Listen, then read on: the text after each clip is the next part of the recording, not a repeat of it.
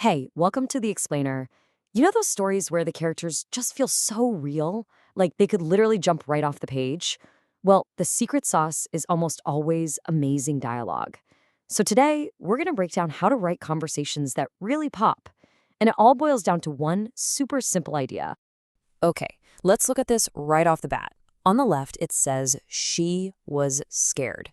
Yeah, it's a fact, but it's kind of flat, right? Now look at the right side. I'm scared, she whispered. Whoa! Suddenly you can hear her voice, you can feel that chill down your spine. You're not just being told something, you're in the moment with her. That is the incredible power we are going to unlock today. So let's get one thing straight. Dialogue is not just filler. It's not just characters chatting to fill up space. When you do it right, it's one of the most powerful tools you have as a writer.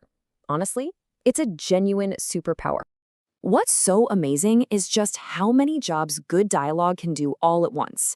It makes your world feel real, it shows us emotion without you having to spell everything out, it can build up so much tension and keep us hooked. And hey, it even gives the reader's eyes a break from those big, chunky paragraphs. But that point about personality, that one is absolutely crucial. It's not just what a character says, it's how they say it. Their word choices, their rhythm, any slang they use, that's what makes them unique. It's a true workhorse. Okay, so we get the why. Now let's get into the how. To really use this superpower, you need the right tools. I want you to think of these next 4 points as the absolute essentials in your dialogue toolkit. Nail these, and you're all set to build some incredible conversations. Let's run through them real quick. First, you've got to wrap the words people say in quotation marks. Simple enough. Second, and this is a big one, every single time a new person speaks, you start a new line. Third, try to branch out from just using the words said all the time. And finally, keep it punchy. Every line needs a purpose. And remember, sometimes the most powerful dialogue is what a character doesn't say. That silence, that space between the lines, that's where all the good stuff lives. And this slide right here perfectly illustrates that second rule. Just look at that jumble on the left. It's a mess, isn't it? It's so hard to follow who's speaking.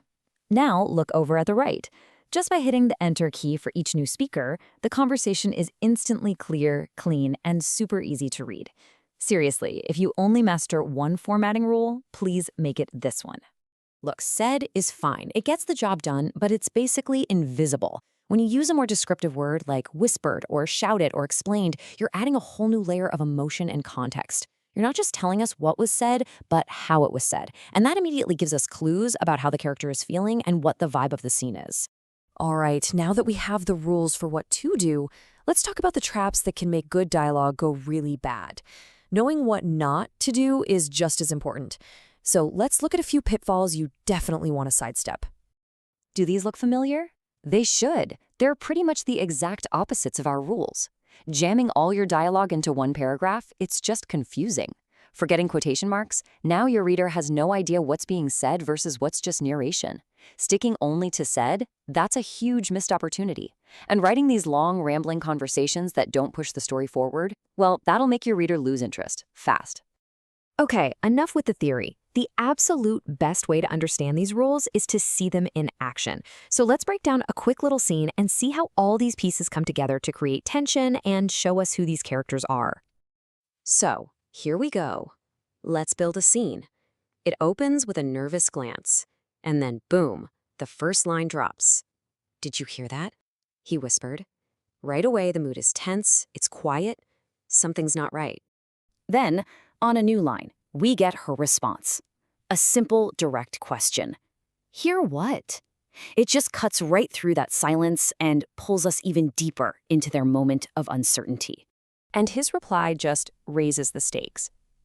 Notice the little pause there? That sound, that hesitation builds so much suspense. He's not just talking, he's on high alert, and you can tell he's scared. And that's it. In just 3 short lines of dialogue, the conversation's over. It introduced a threat, it showed us their personalities, and now it forces them to do something. The dialogue didn't just tell us about the story, it actually drove the story forward. So look, if you take just one thing away from all of this, let it be this right here.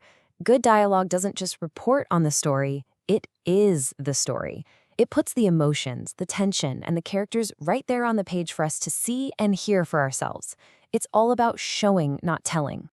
We've covered the why, the how, and we've seen it all in action. The toolkit is officially yours now. So really, the only question left to ask is the one every writer gets to answer. What will your characters say next?